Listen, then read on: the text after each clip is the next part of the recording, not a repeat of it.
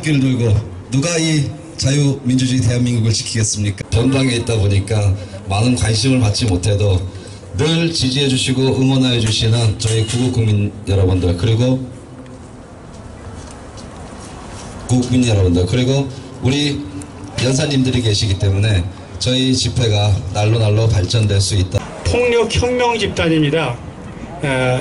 전교육 어떤 님들지는 여러분 잘 모르지만 전교조 참교육이 뭐냐 하면 촌지 없애고 부정부패 없애고 바로 학생들 인성교육 자식하는 게 참교육이 아니라 걔들이 만든 민중교육에 보면은 참교육은 세 가지입니다.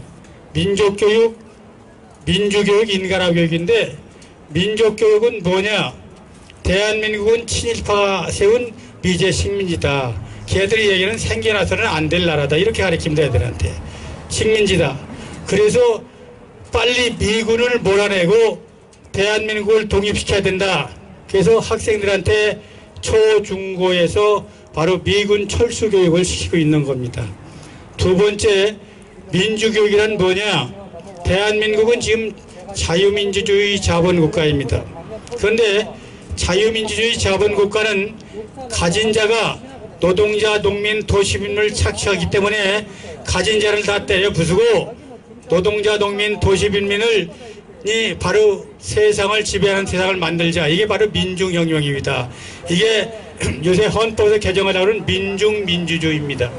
그러니까 지금 삼성 이건희 잡아들이고 롯데 또 총수 잡아들이고 그런 게 바로 이것은 바로 착취하다 그래갖고 잡아들이는 겁니다. 나라가 망하든 경제가 무너지든 그 사람들은 생각하지 않습니다. 두 번째는 바로 걔들이 요구하는 가리키는 게 뭐냐? 노동자, 농민, 도시민이 되는 바로 그런 민중민주주의 국가를 만들자. 세 번째는 걔들이 얘기하는 인간화 교육이란 뭐냐? 그게 사실은 민중교육인데 노동자, 농민, 도시민이 되면은 나라를 정권을 장악했죠. 지금 문재인이가 정권을 장악하면 그 다음에는 연방제 통일을 하자. 이게 바로 인간화 교육입니다. 정확하게 민주교육, 민족교육, 인간화 교육은 대한민국 말살 교육입니다. 이걸 우리 애들한테 가르치고 있습니다. 그 역사를 바로 민중사관에 의한 북한 역사책을 가르치죠. 그래서 박근혜 대통령 때 우리는 국사국정을 만들었어요. 그런데 전교조가 학교마다 차례 교장을 폭력으로 협박해가지고 한 학교 채택 못하게 만들었습니다. 이 전교조는 바로 이건 폭력 집단입니다. 폭력 정력 집단. 우리 사회에서 빨리 없애야 될 집단이 두 개가 있는데 하나는 바로 발로 움직이는 민노총하고 민노총이 바로 앞서 뭐 들었냐? 기업 때려부시는 게 민노총이죠. 그 다음에 바로 교육을 통해 갖고 젊은 학생들 전부 공산혁명가로 만드는 게 전교조입니다. 전교조하고 이 민노총을 때려부시지 않으면 대한민국은 영원히 살 길이 없습니다. 그럼 왜 문재인을 끌어내야 되는지 몇 가지 말씀을 드리겠습니다. 제가 주제가 오늘 문재인을 끌어내는데 우선 여러분 잘 아는 것처럼 경제가 아주 완벽하게 망가져가고 있습니다. 언제 부도가 날지 모릅니다. 쉬운 걸로 얘기를 해드리죠. 바로 최저임금 인상돼가지고 지금 14만 명 실직자가 생겼습니다. 14만 명이 직장을 가져도 괜찮은데 정책 하나 잘못하고 14만 명이 실직자가 생겼습니다. 내가 이제 지난번에 고대에서 트로트 포럼 대자보이는 애들 지도하는 교수님을 만났습니다. 근데 그 학생들이 뭐 때문에 문재인 싫다고 대자보를 계속 붙이느냐고 물어봤더니 첫째가 바로 실직자를 만들어냈다는 겁니다. 첫째가. 두 번째, 그럼 뭐냐고 물어봤더니 두 번째는 광주 놈들만 5.18 유공자다하고 특혜를 줬다. 이게 말이 되느냐 민주주의 가서. 그게 이제 분통이 터진다는 겁니다. 뭐 대학생들이 아주 영리하죠. 그 외에도 뭐 여러 가지가 있겠지만 불공평한 행정을 한다. 불공평한, 여러분 잘 알죠? 택시 집회하는 사람들은 후원금 내면 바로 잡혀 들어가고, 그 다음에 촛불 시위에 후원금 내면 괜찮고, 이런 세상 만드는, 불공평한 세상 만드는 거. 그 다음에 4년 동안 열심히 땀 흘려 일한 바로 여자 아이스하키 팀인가요? 걔들 다 빼고 북한 팀 갖다 집어넣는 거. 이게 바로 불공평이죠, 불공평. 그러니까 이건 대한민국이 지금 완벽하게 독재자로 돌아섰기 때문에 이게 안 된다. 그래서 대학생들이 돌아섰다는 겁니다. 그래서 요새는 서울대학에서 매주 월요일 날 그 강연회가 있답니다. 처음에는 몇 명 안 하는데 요새는 몇백 명씩 꽉꽉 찬답니다. 그리고 상당히 호응이 좋아서 지금 47개 대학에서 대자부가 붙고 있습니다. 이 젊은이들이 10달 동안에 문재인이 속은 것이 분통 터졌고 이제 곧 거리로 나오게 될 겁니다. 얘들이 나오면 문정권은 끝날 게 아닌가 그런 생각이 들어갑니다. 이와 같이 지금 그것뿐이 아니죠. 여러분 잘 알던 노동시간을 68시간에서 50시간을 줄였습니다. 그러니까 이 기업은 다 망하라는 얘기죠. 기업. 그렇잖아요. 68시간까지 일을 시킬 수 있는 일 못 시켜서 기업은 망하고 또 정상 하루에 8시간 일하고 나머지 잔업상에서 초과 근무상을 받을 수 있는데 그걸 못하게 해서 바로 일반 일하는 사람들 기능공들은 보통 70만 원에서 80만 원 월 손해가 난답니다. 그러니까 지금 기업도 죽이고 노동자도 죽이는 이걸 남발하고 있으면 남발하고 있어요. 그 다음에 긴 말씀은 안 드리겠는데 그 외에도 뭐 지금 경제 죽이는 정책만 계속 피면서 무슨 짓 하고 있어요. 지금 기초생활수당 올려놓으니까 이 중소기업이나 자영업자가 애들 다 떼보내니까 3조 원을 세워가지고 걔들한테 14만 원씩 보조해줘라. 그 한계 기준이 뭐하죠? 근데 그 13만 원 줘봐야 걔들은 성도 안 차고 또 그거 주면은 거기에 따르는 보험료가 다 올려됩니다. 그러니까 기업에서는 돈을 안 받아가요. 그러니까 그 돈을 3조를 안 받아가니까 구청에다 배당해가지고 강제로 한 구청에서 몇 명씩 받아와라. 이게 나라입니까? 나라예요? 국민 세금 갖다 이렇게 자기 마음대로 쓰고 어떻게 노동자들한테 국민 세금 갖다 나눠줍니까? 이게 나라입니까? 그러고도 또 안 되니까 이번에 추경에서 2조 원 예산 되어가지고 중소기업에 취직하는데 1년에 1,000만 원씩 주겠다. 미쳤습니다. 한번 외치겠습니다. 문재인이 미쳤다! 문재인이 미쳤다! 문재인이 미쳤다! 완전히 미쳤습니다. 문재인이. 이거 국민 세금 받아가지고 그렇게 마음대로 1,000만 원씩 중소기업 한 애들 주면은 중소기업도 취업 못한 애들은 뭐 안 줍니까? 안 주면 됩니까? 이게 나라가 아니죠. 이게 평등 세상입니까? 불평등 세상이지. 이것 때문에 대학생들이 분노가 난 겁니다. 그래서 아마 곧 거리로 몰려 나올 겁니다. 아마 4.19 격에서 거리에 나오지 않을까 그런 생각합니다. 안보 문제 여기까지 말씀드리겠습니다. 요새 남북 문제가 문재인이가 무슨 북한 특사본 해가지고 아주 통일을 한 것처럼 떠들어대고 있습니다. 그러나 이게 문재인이 끝장으로 가고 있습니다. 여러분 잘 아는 평창올림픽 때 북한 김여정이 불러가지고 미국 팬세들 만나게 하려고 그랬어요. 안 만났죠? 왜 안 만났느냐? 핵폐기가 주제가 아니니까 안 만난 겁니다. 그리고 펜스 대통령이 미국에 와서 한 일이 뭡니까? 바로 경제 제재를 북한에 한 게 아니라 한국에 제재해가지고 바로 관세 폭탄을 던졌습니다. 포항제철에다 25% 관세를 물리면 포항제철 미국은 국민들 속이고 있습니다. 한번 외치겠습니다. 병신 문재인 끌어내자! 병신 문재인 끌어내자! 병신 문재인 끌어내자! 지금 나라를 지키는 두 축이 안보와 경제입니다. 어느 한 축이 무너지면 마차는 못 가고 나라가 무너집니다. 그런데 이 두 양축을 다 무너뜨린 인간이 바로 문재인입니다. 그래서 문재인은 우리가 하루빨리 끌어내야 대한민국이 바로 정상적으로 갈 수 있다. 그런 얘기입니다. 마지막으로 구호 외치고 마무리하겠습니다. 싸우자! 이기자! 문재인 끌어내자! 끌어내자! 끌어내자! 감사합니다. 짚어달라고 그래서 그 부분을 준비했습니다. 문재인이가 중국하고의 외교 상황 가운데서 얼마나 치욕적인 외교를 했는지 여러분 잘 아시죠? 혼자 밥 먹고 온 걸 뭐라 그러죠? 혼밥이라고 그랬죠.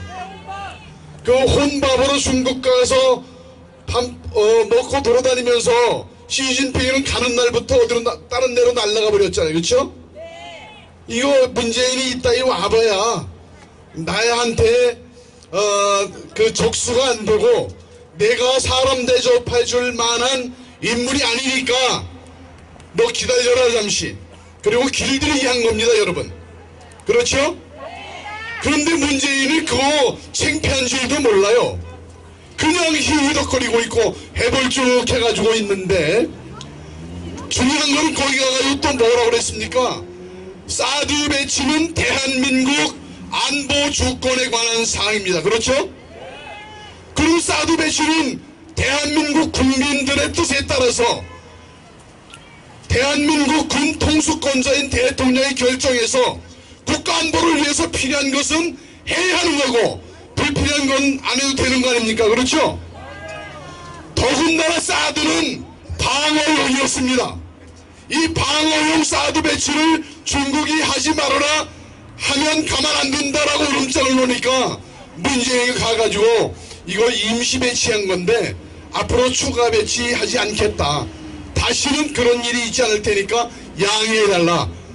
이렇게 무릎을 딱 꿇지 않았습니까 여러분? 맞죠? 그리고 모든 행보 가운데 문재인은 우리는 중국을 지지한다, 중국을 사랑한다, 심지어 중국을 존경한다라고 하는 지수까지 써가면서 중국을 그렇게 친하게 지내려고 그렇게 외교 행보를 해온 걸 대한민국 국민이 다 알지 않습니까? 그렇죠? 자, 그러면 중국이 5천년 역사를 통해서 대한민국에게 우리 한반도 땅에 조선 땅에 유익을 준 일이 있습니까? 유익을 준 일이 없습니다. 그놈들은 어떻게든지 지네 나라가 대국이다 그래가지고 종속적인 국가로 해서 지네 나라가 거느리는 어떤 종속된 국가라고 하는 생각 속에서 우리 대한민국을 생각하는 것이지 대한민국을 국가 대 국가로 상대해 주려고 하는 의식이 없는 놈들입니다 여러분. 그런 의식을 가지고 있는 중국한테 우리가 친하게 지내서 유익할 게 있어요? 없습니다. 없습니다. 역시 마찬가지로 러시아도 마찬가지입니다. 러시아도 지금 우리나라에게 유익을 준 적이 있어요? 없어요? 없습니다. 또 일본도 마찬가지입니다. 일본도 우리에게 유익을 준 적이 있어요? 없어요? 없어요. 없어.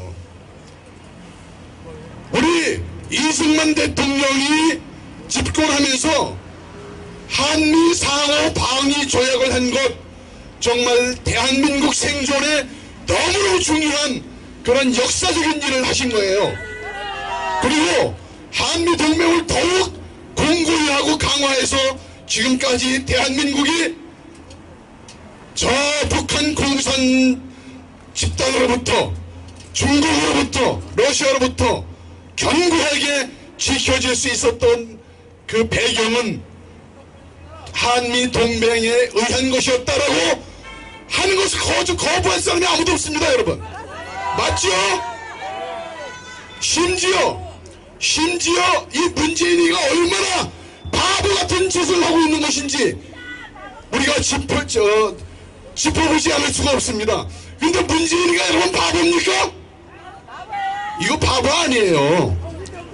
그렇죠. 나는 그렇게 봅니다. 이거 바보가 아니면 분별력이 있거든요. 생각이 있거든요. 판단할 줄 알거든요. 그런데 왜 이 짓을 하느냐? 국민들 앞에 왜 정신병자 같은 짓을 하느냐? 이게 미친놈이기 때문에 그런 거예요. 그렇죠? 자, 옛날에 김일성이 생전에 이런 말을 한 적이 있습니다. 중국도 우리 조선에게 조금 더 유익한 나라가 아니다. 지금은 불가피한 상황 때문에 우리가 서로를 맞잡고 있는 모양새지만 저놈들이 우리를 도와줄 놈들이 아니다. 우리를 이용해먹을 놈들이다. 그렇게 말하고 앞서 말씀드린 것처럼 러시아도 똑같은 놈들이다. 우리를 지금 이용해 먹고 있는 것이지 우리에게 유익한 나라가 아니다. 또 36년 식민지를 통해 살펴봤듯이 일본 놈들도 조금 우리에게 유익한 나라가 아니다. 그러니까 결국 우리는 핵을 개발하고 그 핵으로 미국을 협박해서 한미 수교를 이끌어내고, 그리고 아니 김일성이 말로 북미 수교를 이끌어내고, 그리고 이 땅에서 주한미군을 철수시키고, 그리고 우리가 공산 통일을 이루어서 미국하고 친하게 지내는 것이 우리가 살 길이다. 이런 기조 김일성이도 말을 했었어요, 여러분. 이거 아세요? 그런데 문재인이가 이 사실을 모르고 지금 친중하고 반미할까요? 아닙니다, 여러분. 지금 이놈은 자서전에서 말한 것처럼 베트남이 미국이 떠나고 나서 공산 통일을 이루고 나니까 희열을 느꼈다라고 말할 정도로 공산주의를 야금야금 먹어서 히토르 매장량이 높은 지역마다 지금 중국이 많이 손을 대고 있습니다. 그런 중국의 정권 현재 상당히 심각한 부분입니다. 그렇기 때문에 저희 역시도 반중의 목소리를 높이고 반중으로서 우리 대한민국의 안보를 바로 세우고자 함입니다. 한미동맹 강화운동본부에 우리 아름다운 여성이 계시죠. 와타나베 미칸입니다. 일본인이 바라보는 대한민국, 이 주제로 말씀 청해 듣겠습니다. 큰 박수로 환영해 주십시오.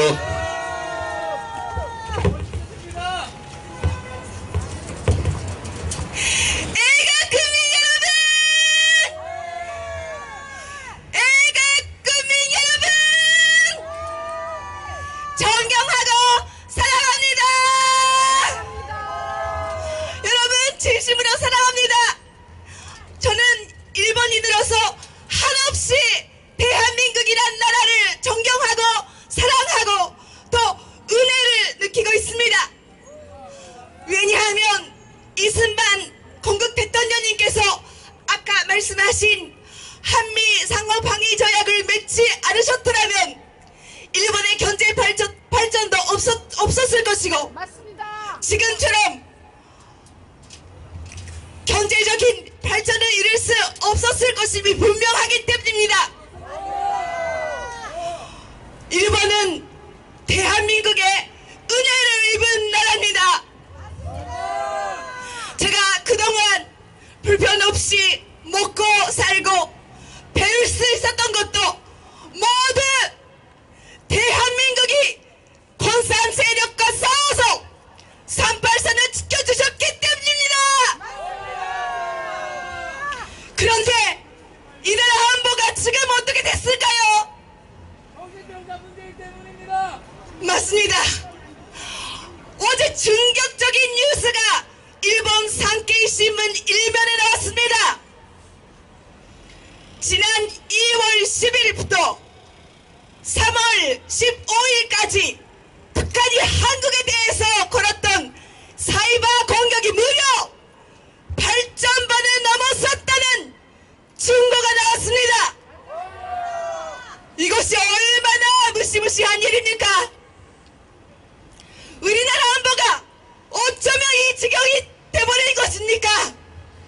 아예 진멸해달라, 아예 고상화해달라고 하는 것처럼 이 나라 문정부는 지금 국민의 안전과 평화를 어떻게 생각하고 있는지 대답해 주십시오. 지금 깨어있는 국민들이, 여러분처럼 깨어있는 분들이 겨우 이 나라를 지키고 있습니다. 미국 CNN도 알고 있습니다. 대국의 집회 덕분에, 대국 집회로 말미암아 대한민국의 민심이 그 진실이 어디에 있는지 알 수 있다, 그렇게 말했습니다. 그래서 우리는 계속해서 이 운동을 이어나가야 되겠습니다. 대국 세력이 미국을 움직이고 있습니다.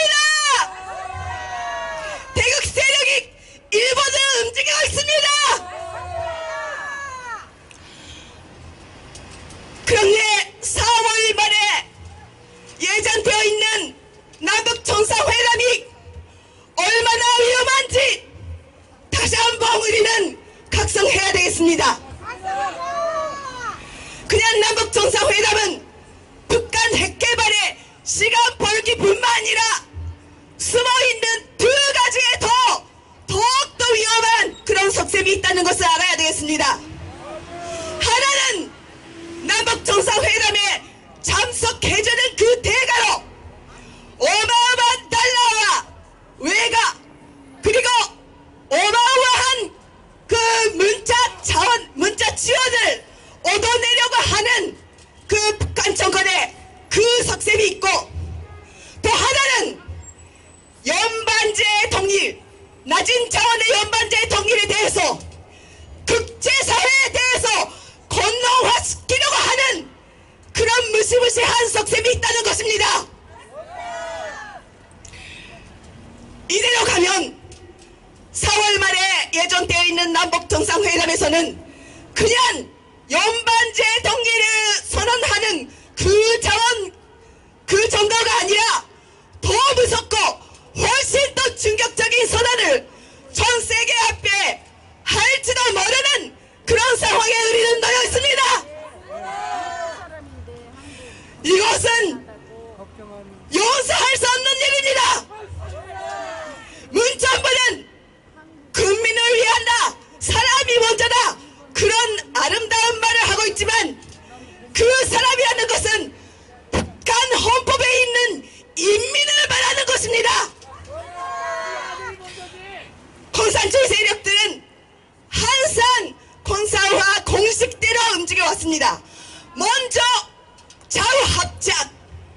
좌우합작으로 정부를 수립한 다음에 서서히 우측 세력들을 제거해가는 것이 그들의 수법이었습니다. 월남도 그랬었고 역사가 그거를 증명하고 있습니다. 지금 김정은 정부와 문재인 정부는 합작으로 이 한반도에 공산주의 국가를 세우려고 지금 작정하고 있는 것입니다.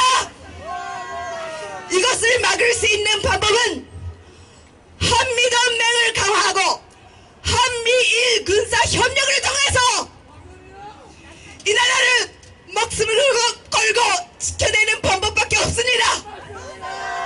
이승만 대통령은 6.25 하극전쟁 당시 이 공산화 위기는 더 우리에게 기회이기도 하다,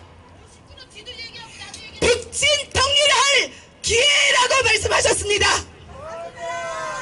지금 우리는 자유진영이 손에 손을 잡고 똘똘 뭉쳐서 북진 통일을 이루어서 세계 지구상에서 공산주의 안마 사상을 완전히 박살내야 되겠습니다.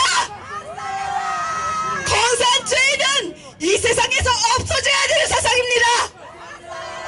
하나님의 보호하사 우리나라 만세! 대한민국은 거룩하고 아름다운 자유국가입니다. 여러분, 손에 손을 잡고 끝까지 싸웁시다. 자유 대한민국 만세! 만세! 만세! 감사합니다.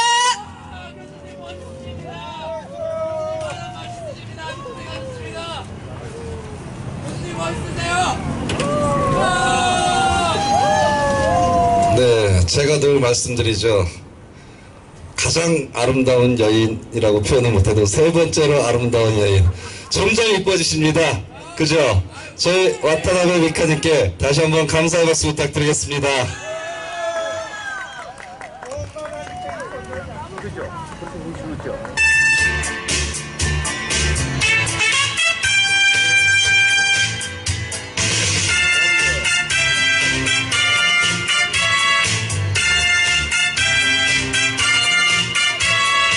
인생의 목숨은 조로와 같고 조국의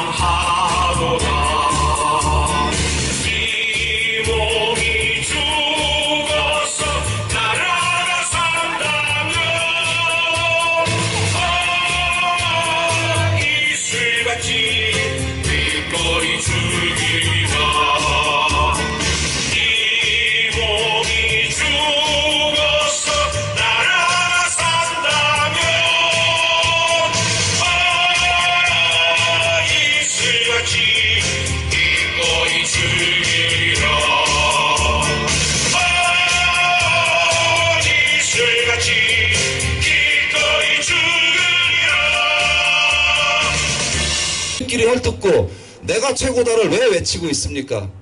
제발 그러시지들 마시고 우리가 무엇이 정의인지 그걸 갖다가 국민들에게 알려주려면 우리 스스로가 지켜야 되는 것입니다.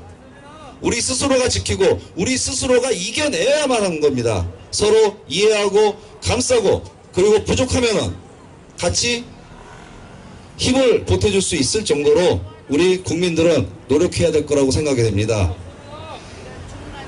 제가 구호를 한번 외치고 다음 연사를 모시도록 하겠습니다. 종북세력 문재인 즉각 물러라! 물러라! 물러라! 진중정권 문재인을 즉각 물러라! 물러라! 물러라! 그렇습니다. 저 청와대 정권을 찬탈한 문재인은 즉각 물러나야 됩니다. 우리 자유대한민국의 안보와 수호를 위협하는 문재인 정권이 언제까지 그 정권에 속아서 지지율만 보시고 있을 것입니까? 지금 현재 모든 여론과 언론은 조작되고 속고 있는 것입니다. 맞지 않습니까? 맞지 않습니까? 거짓 언론과 거짓 여론조사로 해서 우리 국민들을 선동하고 그 정권으로 인해서 공산화의 김정은이에게 머리 숙이는 그리고 처단한 독침의 주 인물인 김영철이에게 머리 숙이는 이런 정권이 이 쓰레기 같은 정권이 어떻게 우리 국민을 지킬 수가 있겠습니까? 사회주의 개헌을 주장하고 있는데도 우리 국민들은 그 개헌이 우리가 잘 먹고 잘 살기 위한 개헌인 줄 알고 있습니다. 청년 실업률을 해결하겠다고 엉뚱한 말도 안 되는 정책을 내놨는데도 그 정책이 맞는 줄 알고 우리 청년들은 좋다고 얘기하고 있습니다. 과연 이 청년 실업률의 해결책이 맞는 것입니까? 그런 쓰레기 같은 정책만 내놓고 있으면서 국민의 예산만 좀 빨아먹고 있는 이런 문제는 즉각 물러나야 됩니다. 우리 한미동맹에 강하고 친중 정권을 몰아내서 반죽이 무엇인지 빨갱이가 무엇인지 좌빨이 무엇인지 문재인 임종사의 그 실체가 무엇인지를 우리 국민들이 아셔야 됩니다. 맞습니까? 다음 연사님을 모시도록 하겠습니다. 이분은 또 우리나라에서 네 번째로 아름다우신 분입니다. 앞서 우리 와타나베 미카님께서 사랑하는 대한민국 국민 여러분, 안녕하십니까? 네, 너무나도 화창하고 맑은 날씨에 이렇게 마음껏 자유대한민국의 풍요와 자유 속에서 즐기시는 오후가 너무나 행복하시죠? 네, 이러한 행복은 그냥 얻어진 게 아닙니다, 여러분. 네, 우리가 이러한 자유대한민국의 풍요로움과 자유는 어떻게 얻어지게 됐나요, 여러분? 네, 바로 6.25라는 민족 상전의 비극을 통해서 공산주의와 자유민주주의의 대결을 통해서 우리 선조들이 또한 미국 유엔을 비롯한 자유를 수호하는 많은 청년들의 피와 땀이 일구하는 오늘날 우리 대한민국입니다. 우리는 지금껏 이런 자유대한민국의 풍요와 발전이 그냥 얻어진 줄 알고 있었습니다. 특히 우리 젊은 세대들은 과거의 역사를 다시 한번 상기하고 오늘날 우리가 주어진 풍요와 자유가 그냥 얻어진 것이 아님을 다시 한번 상기해야 되겠습니다. 이렇게 지켜진 자유민주주의 가치 때문에 오늘날 우리는 마음껏 자유와 꿈과 희망을 가지고 대한민국에서 우리의 미래를 꿈꾸면서 살아가고 있습니다. 그런데 이런 현실이 지금은 어떻게 변해가고 있습니까? 언론과 나라에서는 이러한 저희들의 자유와 언론의 자유를, 진실을 보도하지 않고 이러한 것들을 숨기면서 지금 나라를 위기로 몰아가고 있는 현실인 것입니다. 지금의 태극기 부대 어르신들이 성조기와 태극기를 들고 거리에 나오신 이유를 여러분들 한번 생각해 보셨습니까? 이것은 단순히 반공을 외치는 것이 아니라 자유대한민국을 지키기 위해서 이렇게 어르신들께서 나오신 것입니다. 우리 젊은이들이 깨어나야 됩니다. 자유민주주의는 개인의 자유로운 선택과 책임을 강조합니다. 이러한 자유라는 것은 무엇입니까, 여러분?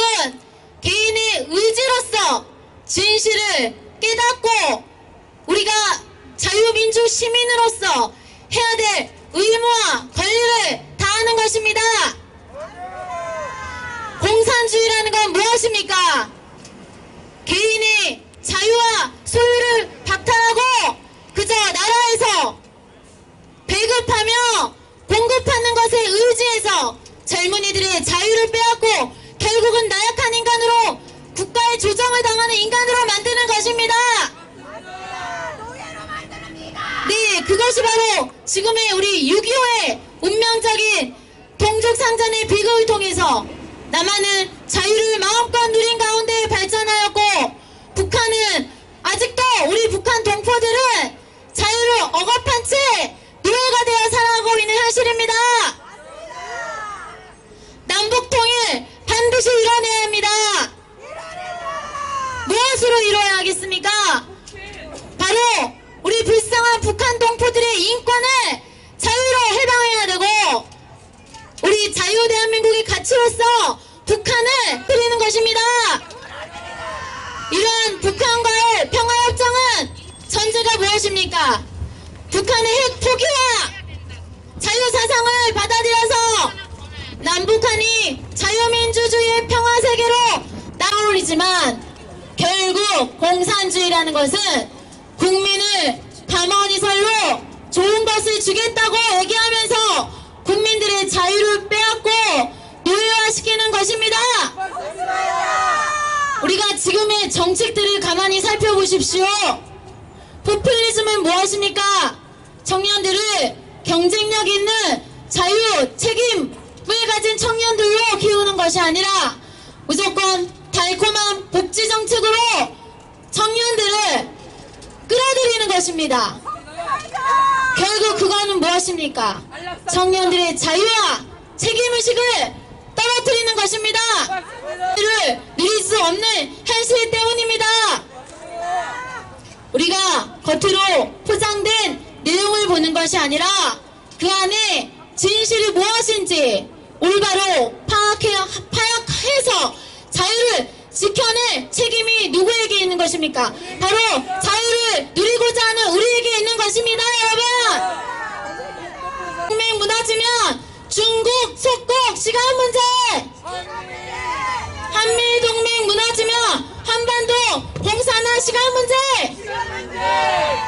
한미 동맹을 강화하여 자유와 번영의 태평양 문명의 시대를 이룩하겠습니다. 저희 한미동맹 강화운동본부가 저희 단체를 이렇게 지지해 주시고 그리고 응원하여 주셔서 너무나 깊은 감사의 말씀을 드리겠습니다. 한미동맹이야말로 저희가 절대 잊어서도 그리고 절대 느슨한 마음으로 있어서도 안 되는 것입니다. 그것이야말로 우리 한미동맹이 얼마큼 중요하고 얼마큼 강력한 국가 안보를 세울 수 있는 것인지를 알고 기억하셔야 됩니다. 자, 저희 구국국민들 조금만 좀 모여주십시오. 너무 떨어져 계시니까 조금 많이 산만해 보이기도 하고 그렇습니다. 감사합니다. 저희 한동안 5.18에 대해서 너무나 많은 연구를 하시고 또 많은 교육과제 그리고 자료를 참고하시면서 우리 5.18 진실을 다시 한번 파헤치려고 전 구국동지회 회장이신 이두호 회장님께서 오랜 시간을 이 5.18에 대해서 공부를 하시고 연구를 하셨습니다. 그리고 드디어 저희 동대문에 찾아주셨습니다. 저희 이두호 회장님을 모시고 우리 5.18에 대해서 말씀 청해 듣도록 하겠습니다. 이두호 회장님 큰 박수로 부탁드리겠습니다. 회장님 멋있으세요. 충성! 지금 우리 전훈 대표께서 소개한 바와 같이 모처럼 이 집회에 나왔습니다.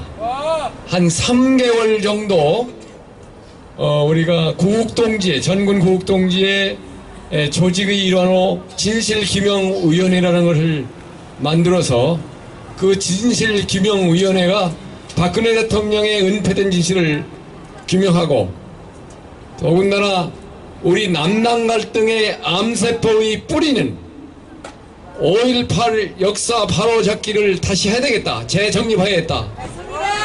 이런 뜻에서 그 갈등의 암세포 5.18 제대로 우리가 수술하자 이런 각오를 갖고 지난 11월 말에 발족해서 한 3개월간 연구를 해서 나름대로 자신있게 여러분들 이제 발표할 그런 계제가 된 겁니다. 우리 같이 연구하는 공동팀장 이희미 목사를 소개합니다. 여러분한테. 그런 줄 알아라. 우선 어제 오후 3시에 국방부 앞에서 국방부가 5.18 당시에 헬기 사격을 했다. 5개월간 연구하다 보니까 확인했다라고 발표했습니다. 근데 내용적은 가장 중요한 팩트, 사실인데 5분의 헬기 조종사가 있었습니다. 그 헬기 조종사한테 문의한 결과 내가 사격한 적이 없는데? 이렇게 답변했어요. 그러니까 타이틀은 38년 만에 광주 시민한테 헬기 사격을 확인했다 이렇게 해놓고 내용은 아니야. 이게 우리가 속말로 해서 3000% 빠진 거죠. 왜 그러냐. 우리 정보화 시대에 모든 시민들이, 많은 시민들이 타이틀만 봅니다. 바쁘니까 타이틀만 보는 거예요. 내용도 안 보고. 거기다가 또 국방부 장관이 사과 성명했다 여기까지 나왔어요. 사과 성명 뭐라고 했느냐. 확인했다는 얘기가 아니라 군이 정치에 개입해지는 안 된다 이런 얘기 한마디 하고 끝났어요. 자기도 양심이 있으니까 아마 낱낱이 얘기를 하면 말이 중단되니까 아마 그런 것 같은 생각이 듭니다. 그래서 다시 말하면 지금 이 정부가 하는 작태를 보면은 국민을 여리저리 사악하게 속인단 말이죠. 그런데 속인 줄 알면서도 이 언론이 소금 역할을 안 하고 진실을 호도하는데 같이 한 패가 움직이고 있습니다. 그걸 또 검찰이나 법의 재판관들이 또 감싸고 있어요. 그래서 이걸 우리가 흔히 상업에서는 카르텔입니다. 카르텔이 형성됐어. 그래서 우리가 짐승이냐 뭐 이런 얘기를 합니다만은 여러분들도 아마 조지 오웰이 동물농장을 읽으신지 모르겠습니다. 그거 읽어보니까 별로 재미가 없어요. 내용인즉 무슨 돼지가 이렇게 얘기했다, 말이 이렇게 얘기했다 이런 얘기야. 그게 얘기가 뭐냐 하면은 우리가 이렇게 얘기하지만 언론이 받아주지 않기 때문에 우리도 동물농장 안에 갇혀있다. 그 그 울타리는 뭐냐? 거짓 언론이 울타리를 하고 있는 겁니다. 맞죠, 여러분? 그리고 최근에 평창올림픽 때 평화를 외쳤어요. 거짓 평화 프레임이라고 합니다. 지금도 김정은의 핵은 평화를 위한 것이다, 이렇게 얘기하지 않습니다. 이 거짓 평화 프레임, 이것도 하나의 울타리란 말이죠. 그 울타리를 깨야지 우리가. 아시겠죠? 그 울타리 속에 우리가 갇혀 있는 겁니다. 거짓 평화를 고집해서는 안 됩니다. 그래서 미군을 나가고 남북 간 평화제 체결을 하자 해가지고 어설픈 농촌에 있는 우리 할아버지 아저씨들한테 서명을 받는 거예요. 남북 간 평화협정 서명에 찬성합시다. 이들이 지금 1000만 명 서명을 하고 있습니다. 그래서 평화 프레임에 우리가 갇혀 있는 겁니다. 이걸 터치해야 된다.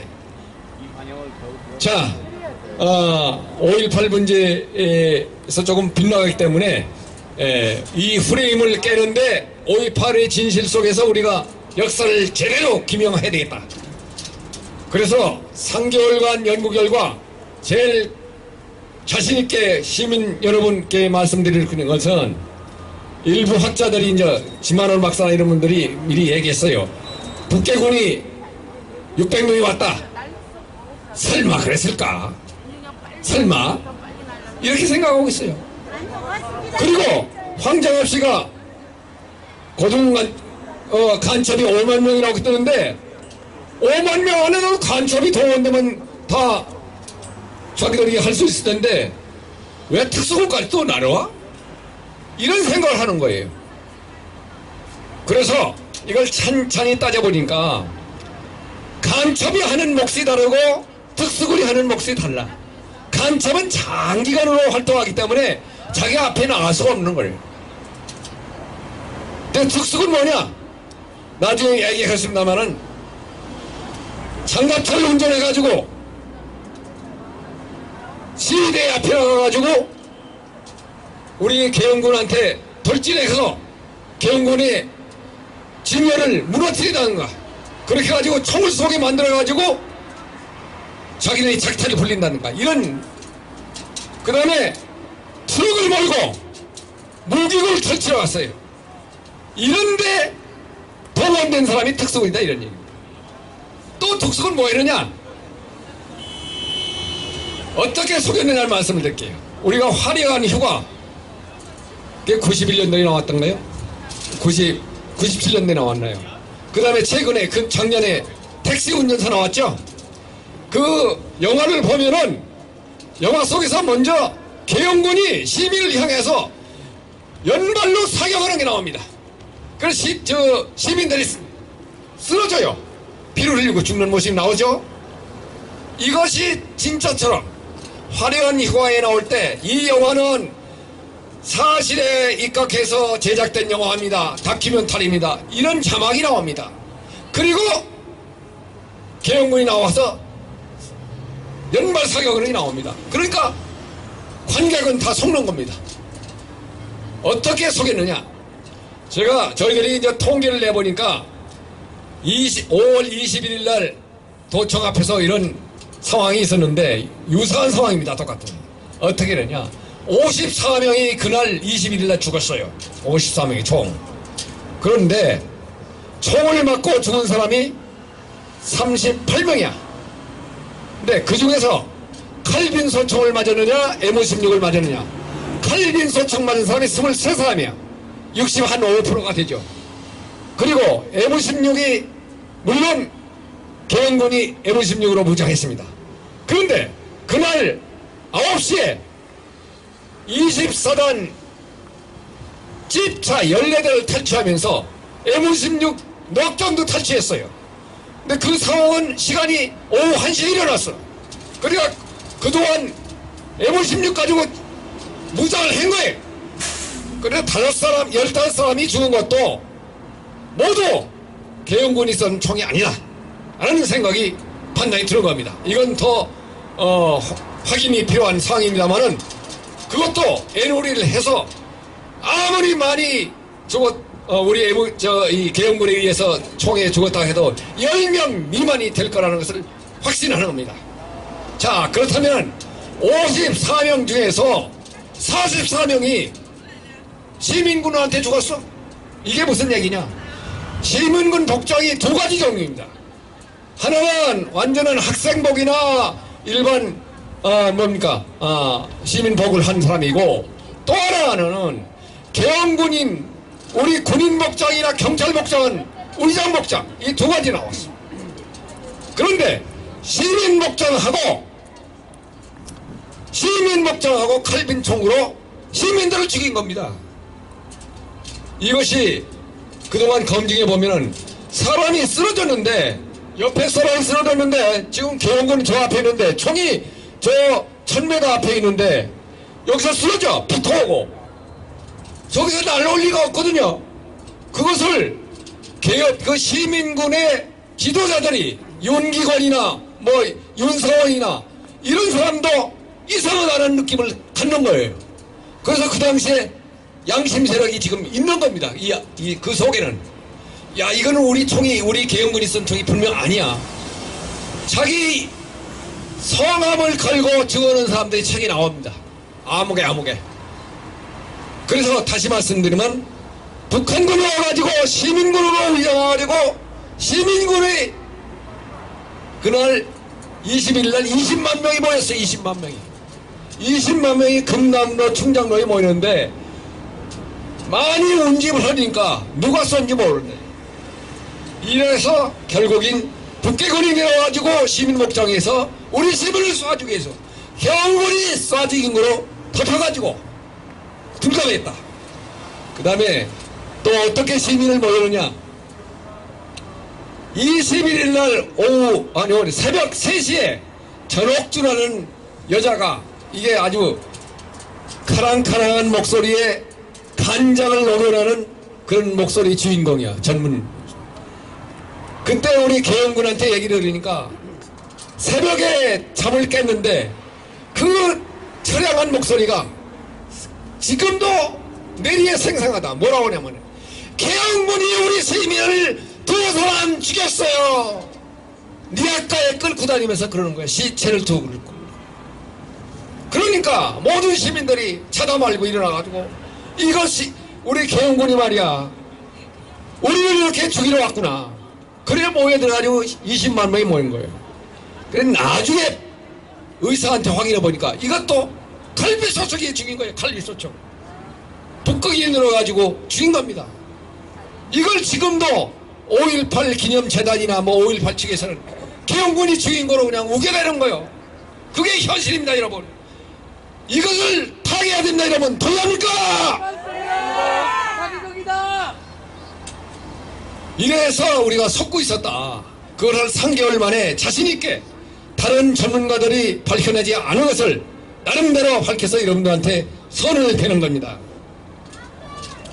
그리고 시민이 못할 행동을 한 것이 21일날 4건이 있었어요. 4건. 어떤 4건이냐? 첫째, 24단이 그때 계엄군이 공수여단이 상계 공수여단이 나갔어요. 18일날 그것도 방어를 못하니까 처음에 7공수 갔다가 그 다음에 11공수 여단, 그 다음에 3공수. 그래서 20일까지 상계 여단에 공수여단이 투입돼가지고 했는데 이것도 중과부족이야. 그러니까 24단을 불렀어요. 안 되겠다. 그리고 이 공수여단 너무 와일드하다. 이게 광주 시민들이 불평하는 것이 아주 거짓말은 아니야. 너무 와일드해. 그러니까 좀 온화한 우리 병사들이 와가지고 진압하도록 하겠다. 이런 판단도 있고 해가지고 24단은 오라고 그랬어요. 새벽에 출발합니다. 새벽에 02시에 출발하는데, 그래서 광주에 아침 8시 도착합니다. 톨게이트에. 거기에 매복해 있다가 200명이 모여가지고 한 200명은 우두커니 서 있어서 그냥 손 까불고 환영하는 줄 알았어요. 오늘 28명이 집 터물고 오는데, 나중에 어떻게 되느냐, 톨게이트에다가 함정을 퍼나듯이 그 장애물로 이 철조망하고 뭐 다이아하고 이런 거 해가지고 다이아를 또 불태우고 그래가지고 거기 들어가면 못 나오도록 만들었어. 그러고 나서 회전을 하려고 나오니까 50명이 바로 밑에 가지고 와 하고 나오는 거야. 걔들이. 그래서 새 골챙이 뭐 이런 거 가지고 나오는 거예요. 뭐 토끼 뭐. 그래가지고 언제 물론 거기 LMG를 내정이 가지고 있습니다. 내정 MC도 있었습니다만은 쓸 수가 없었어. 그래서 탈탈 걸고 무장 해제되고 아마 입던 옷도 다 뺏겼을 거예요. 그거는 아마 부끄러워가지고 지금 진 얘기를 못하고 있습니다.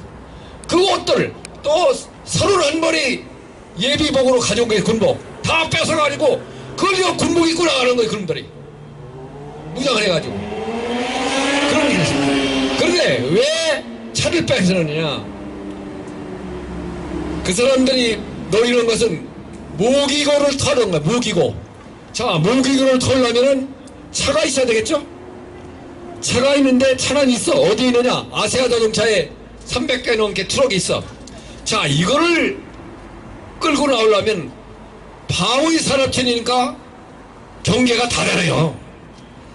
그래서 이 경계를 무너뜨리려면 사단장 집차를 이용해야 되겠다.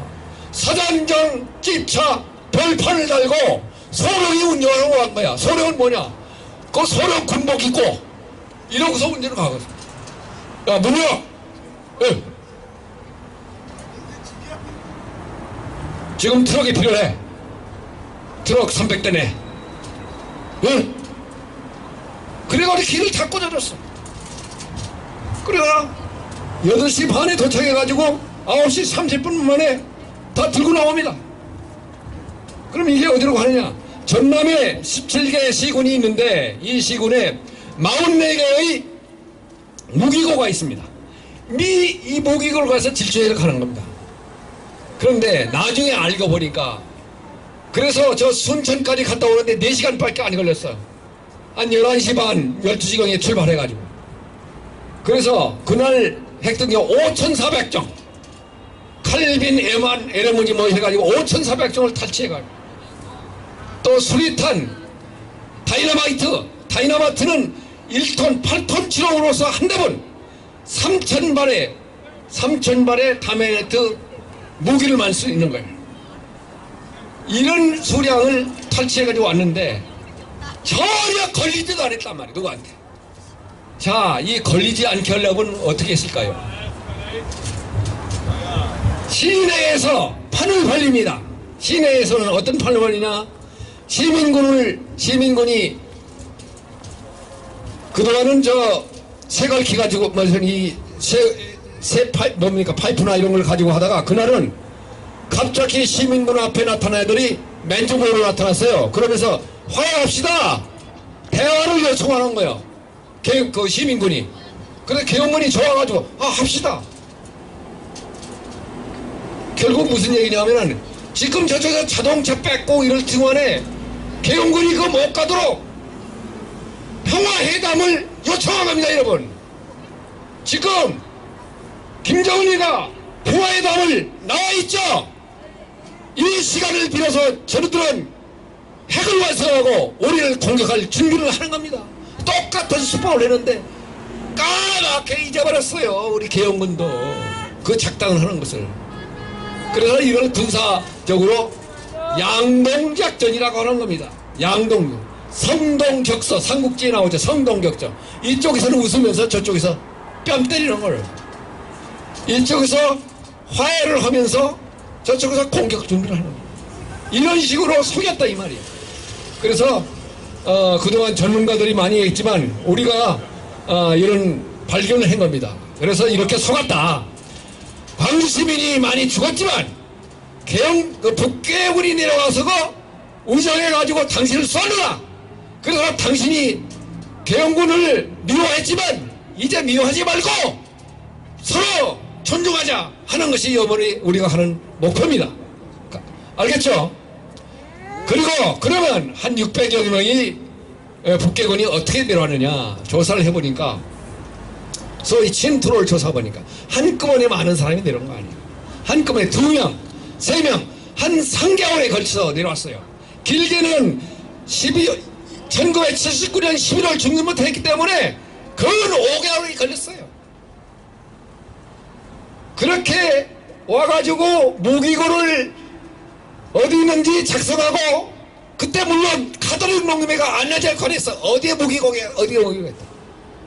이래서 준비를 해놓고 특수군도 많으면 10명 이런 식으로 내려가지고 준비를 한 겁니다. 자, 그래서 이 조갑자 선생 같은 것은 왜 지금도 이걸 내놨다고 왔느냐 하면은, 어떻게 내려와가지고 어떻게 돌아가느냐, 이걸 의심하지 않을 수 없다.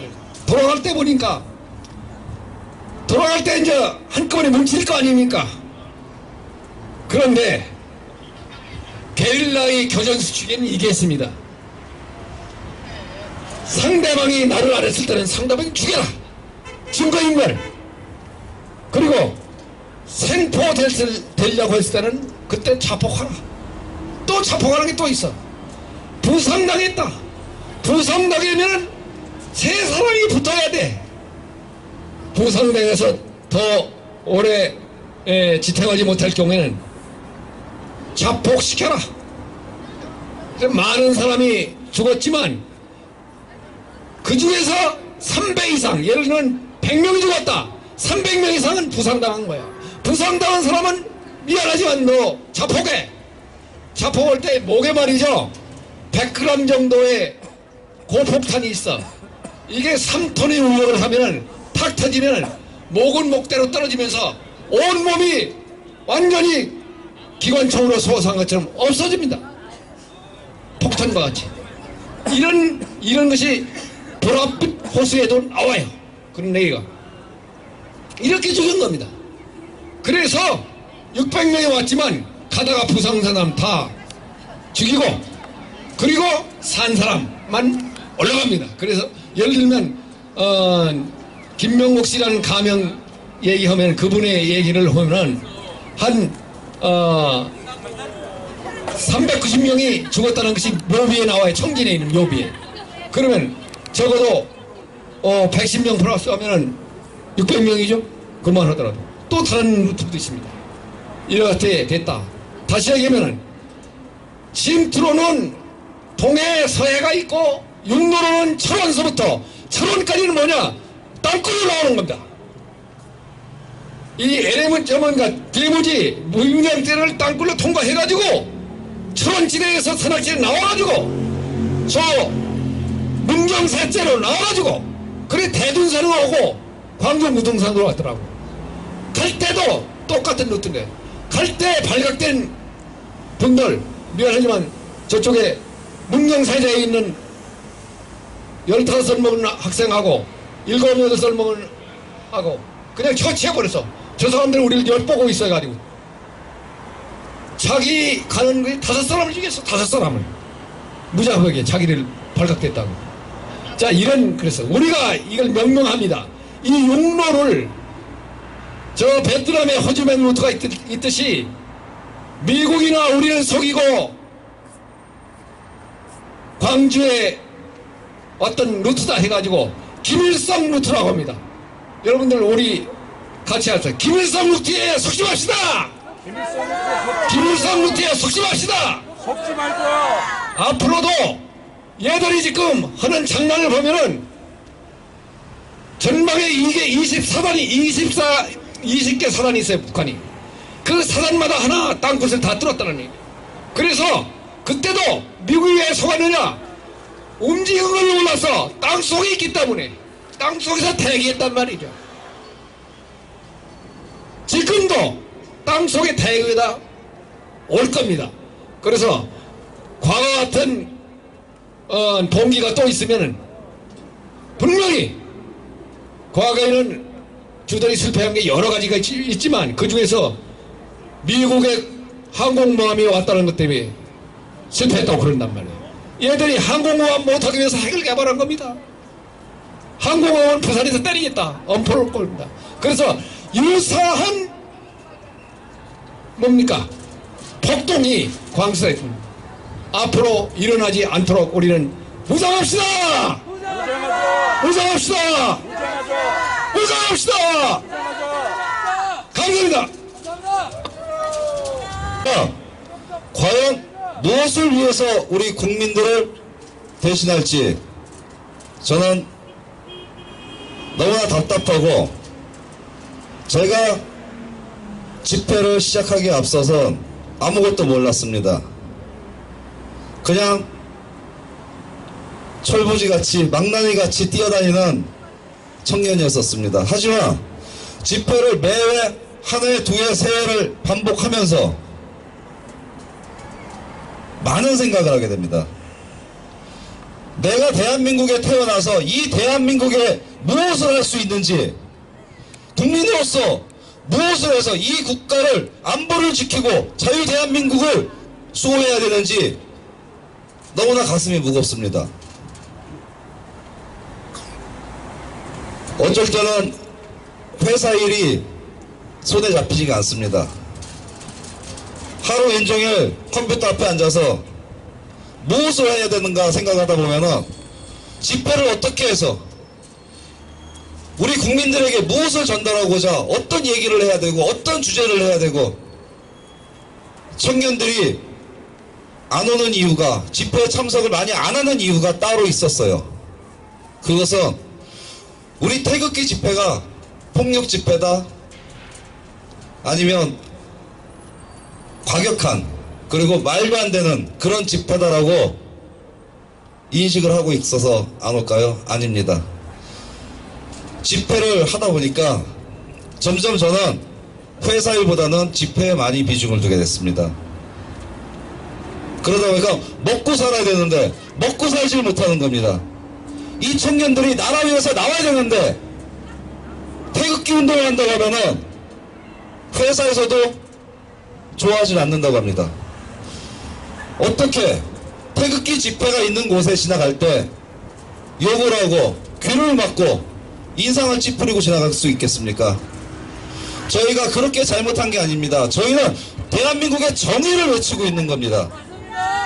5.18 폭동을 민주화 운동이라고 떠벌리는 저 빨갱이들보다 저희는 자유 정의를 외치는 고국 국민들입니다. 서울 시민 여러분, 그리고 이곳 동대문 광장을 지나다니시는 청년 여러분, 우리가 바로 서지 않으면 이 자유민주주의 대한민국은 무너집니다. 지금도 늦지 않았습니다. 지금도 늦지 않았기 때문에 우리가 올바른 생각으로 대한민국에 무엇을 해서 이 대한민국 발전을 어떻게 만들 것인가를 같이 연구해야 됩니다. 감사합니다. 멀리 미국에서 인권 활동을 하시고, 그리고 한국에 잠시 입국하신 이희문 목사님께서 자리를 하셨습니다. 우리 목사님께서 한반도의 시국, 이 관련하여 말씀을 전달하고자 합니다. 이희문 목사님을 큰 환영의 박수로 맞아주시기 바랍니다. 환영합니다. 안녕하십니까. 목사가 교회에서 성경이나 가르치고 설교나 하지 왜 저러고 있는가, 아마 의아해 하신 분들 계실 것입니다. 저는 33년 전에 미국에 들어갔습니다. 그런데 우리 조국이 잘 될 때는 두 다리 쭉 펴고 살 수 있지만은 우리 조국이 안보가 경각지경에 달려있을 때는 저들이 잠을 잘 수가 없습니다. 그래서 저는 7년 전에 우리 일반 목회를 내려놓고 그동안 함께 병행하던 북한 인권과 통일 문제를 위해서 한국과 미국을 왔다 갔다 하다가 한 3년 전에는 백악관에서 일하던 저희 아내도 그 좋은 직장을 그만두고 따라 들어와서 같이 제 사역을 돕고 있습니다.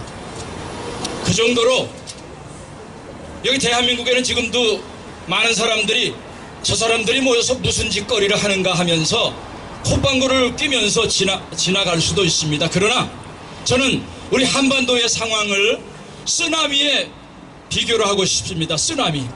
여러분, 2011년에 토호쿠 지방에 왔던 쓰나미 아시죠?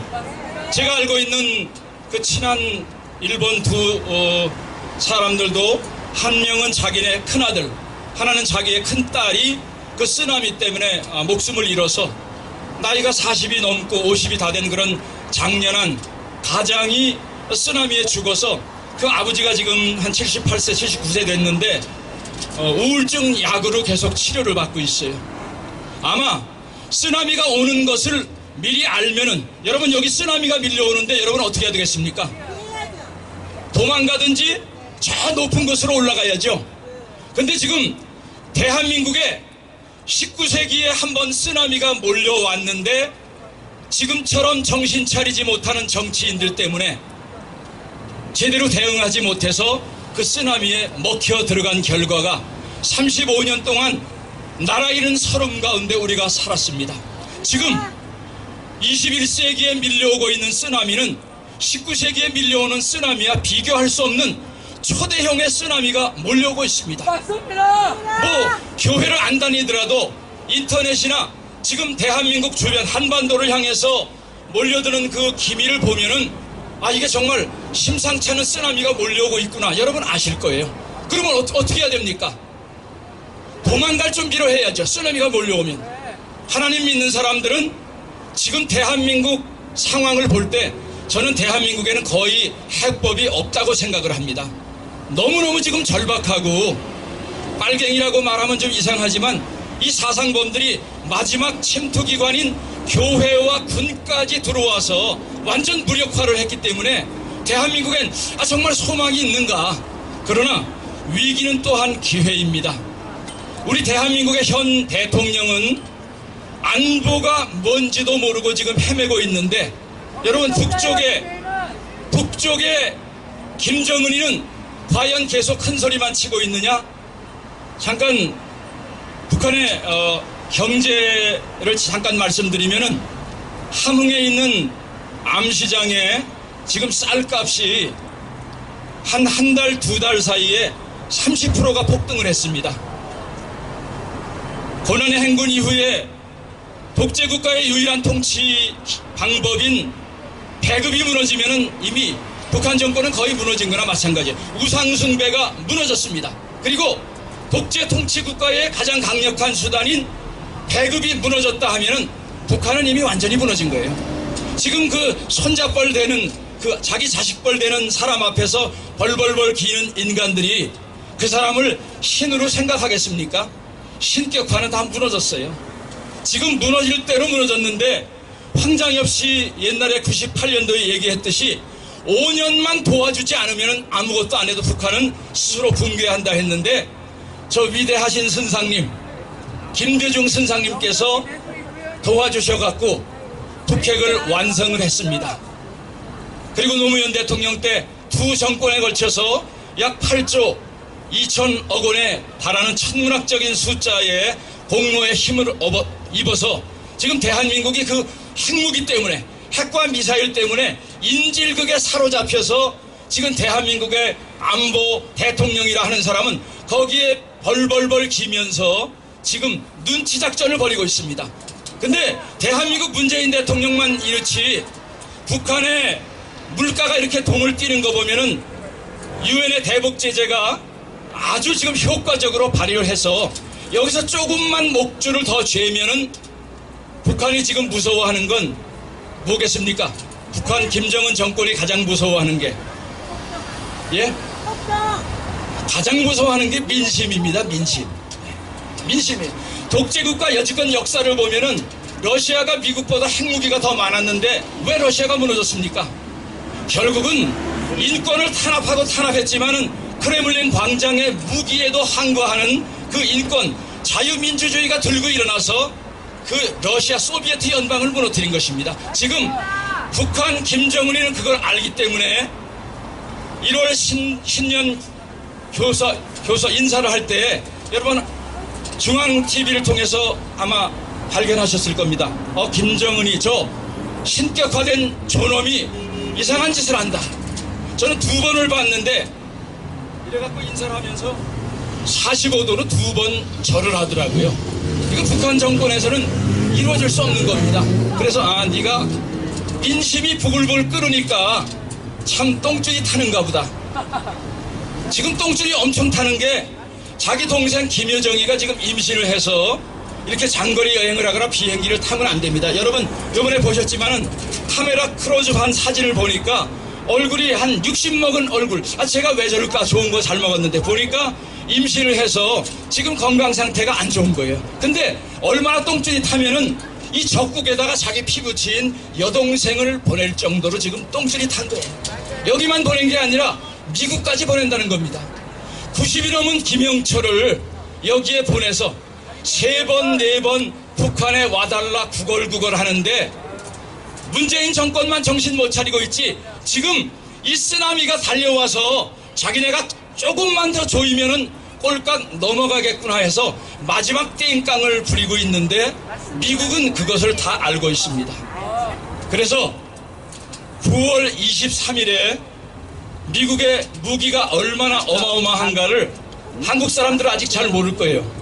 근데 트럼프가 이제는 언론을 통해서 미국의 항공모함이나 전술핵이나 전략핵이 얼마나 무시무시한가를 북측에 있는 군사 전문가들 군인들에게 다 알려줘 버렸습니다.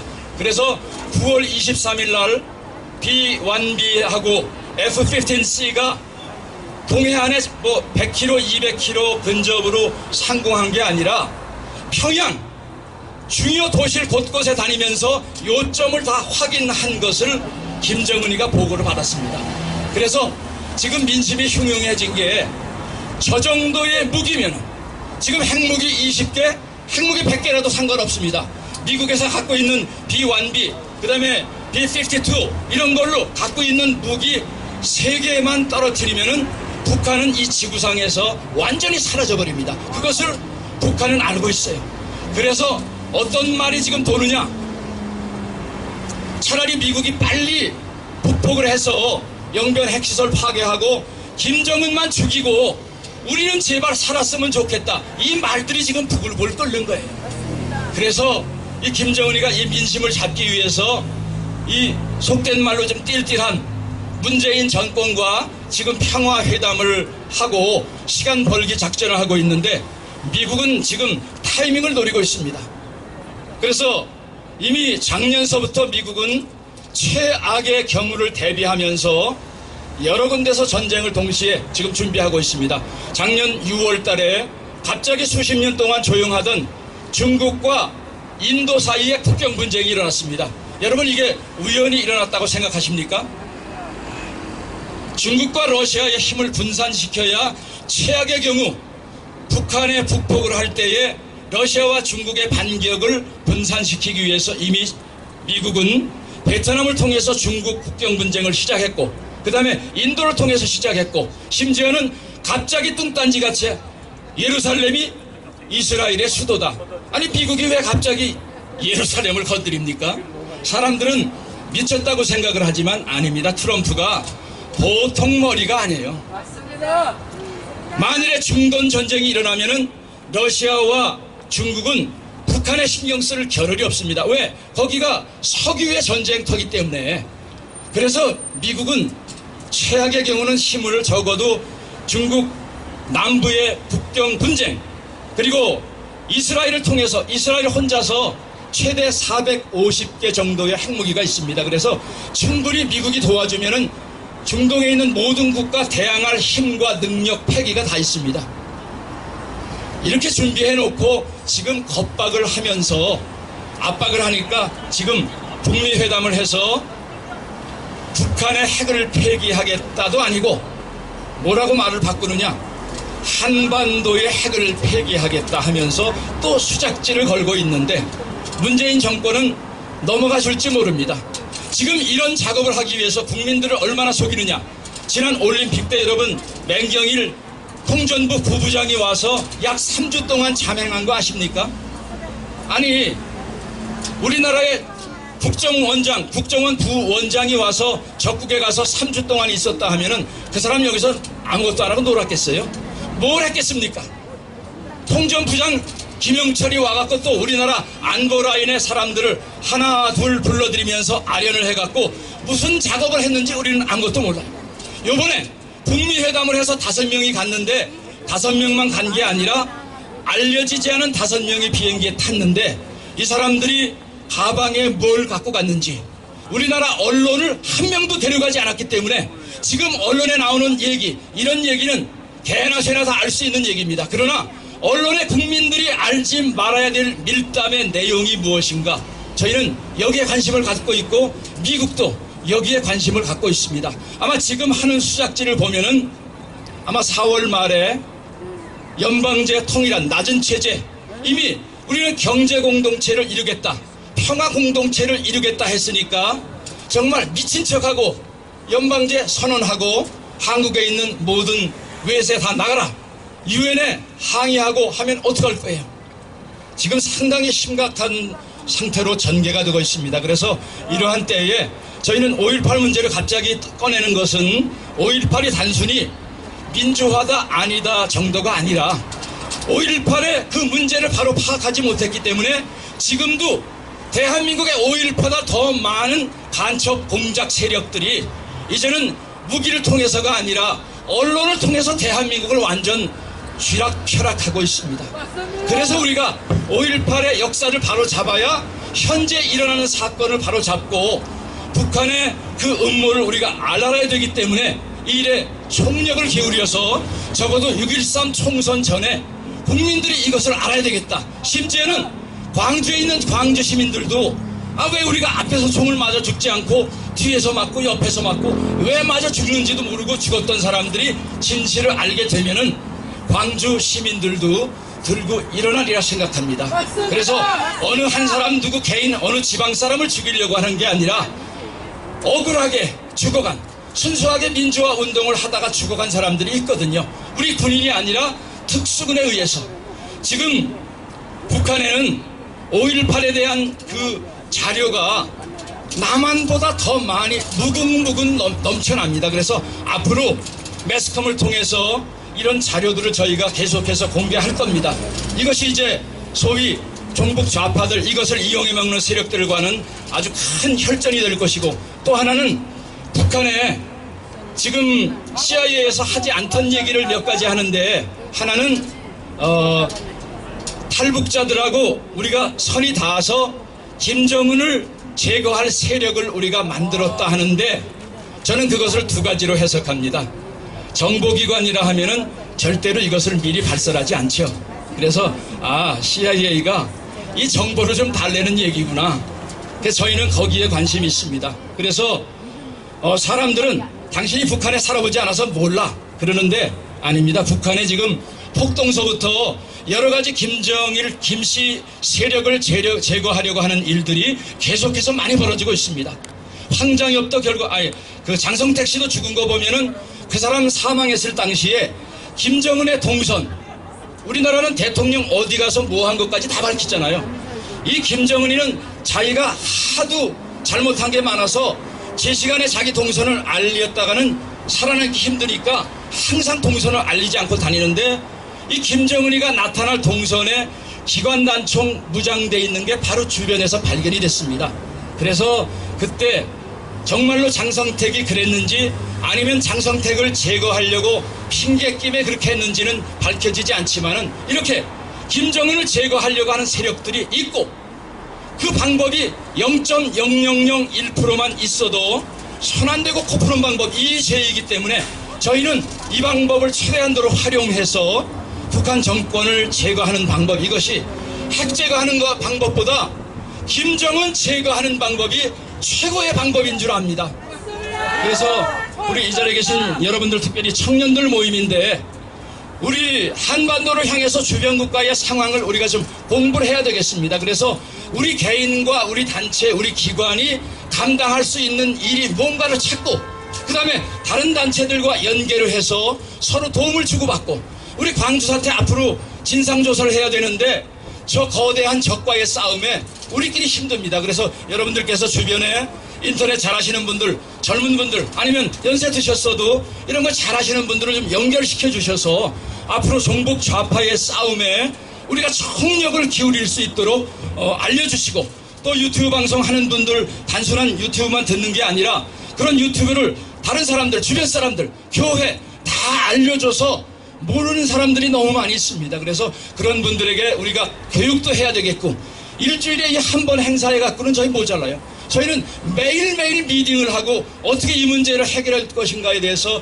기도하고 고민하고 수많은 일들을 하고 있습니다. 그래서 이 자리에 오신 분들도 이 토요일 날 바쁜 시간에 귀한 시간 내주셔서 여기까지 오신 여러분들의 애국심에 진심으로 존경을 표합니다. 그러나 정말 이 절박한 상황에 우리끼리 아니라 이 진실이 알아가고 우리 속에 있는 불이 옆으로 불탈 때 그게 큰 진실의 불이 돼서 대한민국의 잘못된 안보 정치를 바로잡고 또 북녘땅의 독재 정권을 무너뜨려서 우리가 누리는 이 자유와 번영을 함께 누릴 수 있는 그날을 위해서 방관자로 또는 해방자로 사는 게 아니라 애국자로 또 도구로 쓰임받는 여러분들이 되시기를 진심으로 바랍니다. 감사합니다.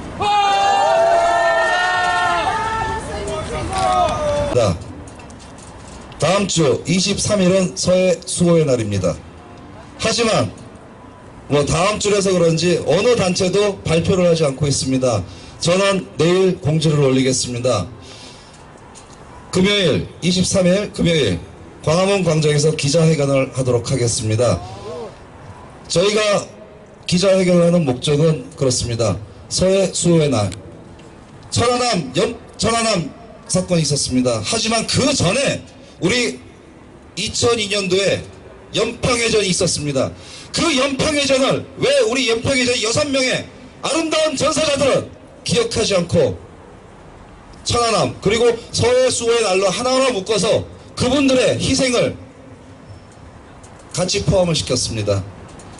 그래도 좋습니다. 하지만 우리가 연평해전이 어떻게 일어났었고 김대중 정권이 우리 젊은 6명의 젊은 전사자가 사망을 하고 전사를 할 때 일본에서 축구 경기를 보고 있었을 때 그런 것들을 우리 국민들은 모른다는 것입니다. 그래서 저는 작지만 알찬 기자회견으로 우리 연평해전에 6명의 용사들을 기르는 기자회견을 하고자 합니다. 많은 참여와 관심으로 저희 기자회견도 지지해 주시고 응원해 주시길 부탁드리겠습니다. 3월 17일 제19차 애국문화협회 동대문 집회는 이것으로 마치도록 하겠습니다. 다시 한번 구국 국민들께 감사 인사드리겠습니다. 감사합니다.